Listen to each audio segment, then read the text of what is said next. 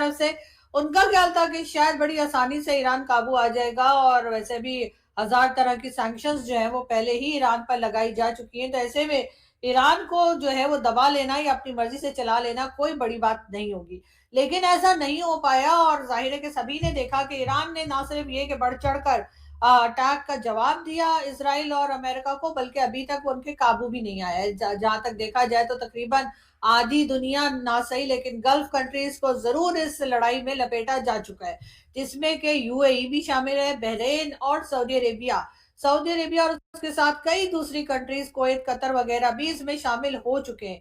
Saudi Arabia के साथ आप लोग जानते हैं कि हमारा एक डिफेंस पैक्ट जो है वो साइन किया गया है, और उसका मतलब ये है कि अगर सऊदी अरेबिया पर कोई भी अटैक करेगा कोई कंट्री, तो वो पाकिस्तान पर अटैक समझा जाएगा, और अगर पाकिस्तान पर अटैक होगा तो वो पाकिस्तान पे अटैक होगा, उसको सऊदी अरेबिया पे अटैक समझा जाए, ऐसा मुझे नहीं लगता। क्योंकि अगर ऐसा होता तो यकीनन जो टीटीपी और अफगानिस्तान साइड से पाकिस्तान पे अटैक्स चल रहे हैं, तो यकीनन कहीं ना कहीं उसका जवाब देने के लिए सऊदी क्राउन प्रिंस या सऊदी प्रिंस जो है एमबीएस, उन्होंने कोई ना कोई बात की होती, लेकिन उनकी तरफ से बिल्कुल खामोशी है, यानी कि वो अब्बा डब्बा जब्बा भी नहीं बोल रहे, और उन्होंने कुछ भी कोई ऐसी बात जो है वो अफगानिस्तान के लिए नहीं की है। दूसरी तरफ पाकिस्तान के रिलेशंस अफगानिस्तान से बदतर होते चले जा रहे हैं, और जैसा कि हमारी एक परंपरा रही है कि जब हमारे रिलेशन किसी का खराब हो जाते हैं तो हम उसका पूरा का पूरा मलबा या सारी की सारी रिस्पॉन्सिबिलिटी भारत की लगा देते हैं। उसमें हम ये नहीं देखते कि हमारी गलती कहाँ है, और हान के जो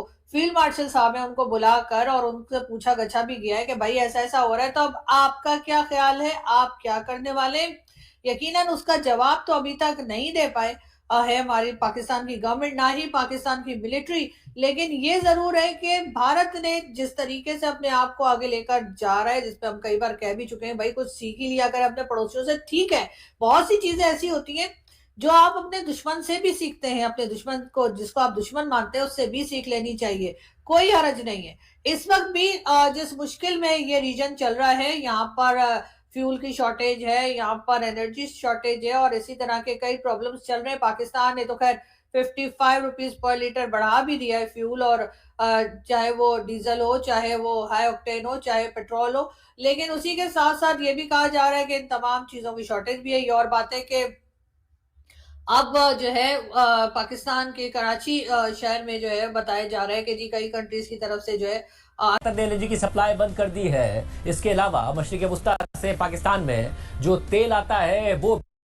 भी अब आना बंद हो गया है। इवन कि मैं खुद पाकिस्तान में पैदा हुआ तो मैं कई दफा ये सोचता हूँ कि काश मैं इंडिया में पैदा हुआ होता। ऐसे थॉट्स क्यों आती हैं आपको? मुझे पता है आपको ये सुनते हुए शर्म आ रही होगी ये बात कि कोई मुल्क इस लेवल तक भी गिर सकता है। एक हुकूमत आज है जिसने सऊदी अरब को ये कहा है कि हमें आप कर्जा दे दें, अगर हम कर्जा ना वापस कर सके तो ये हमारे जो 25 लाख लोग आपके पास मजदूरी कर रहे हैं, आप इनके पैसों में से काट लीजिएगा। ना मांगते हुए, ना लूटते हुए, ना फलाना, अकीना, थकीना और झकीना, ये इनकी औकात। हर जगह पर भारत जो है वो बांग्लादेश के साथ इस वक्त खड़ा दिखाई दे रहा है। हालांकि खड़े हमें होना चाहिए था जो हम कहते हैं, लेकिन हम कैसे खड़े हो, हमारे यहाँ तो अपने यहाँ कुछ नहीं है। हम तो अपने लोगों को बता रहे हैं कि जी फ्यूल नहीं है और पैसे बढ़ाए जा रहे हैं, तो कभी कुछ बताया जा रहा है। ऐसे में भारत जो है वो बांग्लादेश के साथ दिखाई दे रहा है। से पूरे कर लीजिएगा। मुझे पता है आपको ये सुनते हुए शर्म आ रही होगी ये बात कि कोई मुल्क इस लेवल तक भी गिर सकता है। ये हबीब अकरम साहब की स्टोरी है कि अब ये मतलब एग्जैक्टली उनके अल्फाज ये नहीं है जो मैं कह रहा हूं, लेकिन उन्होंने तो ये कहा है कि अब इनकी आप एक किस्म का आप यही समझ लीजिए कि इन बेचारों को, गिरवी का लफ्ज तो उनका नहीं, लेकिन इनकी गारंटी दे के या इनको दिखा के जो हुकूमत पाकिस्तान है वो पैसे ले रही है। ये जो 25 लाख लोग हैं ये तकरीबन महाना जो है वो 8 करोड़ डॉलर जो हैं वो सऊदी अरब से वापस लाते हैं। इतने ही पैसे तकरीबन यूएई से आते हैं। फरवरी में थोड़े कम आए हैं, फरवरी में सऊदी अरब से आए हैं कोई 68 करोड़ जो है वो तकरीबन आप ये कह लीजिए, और यूएई से आए हैं तकरीबन 70 करोड़।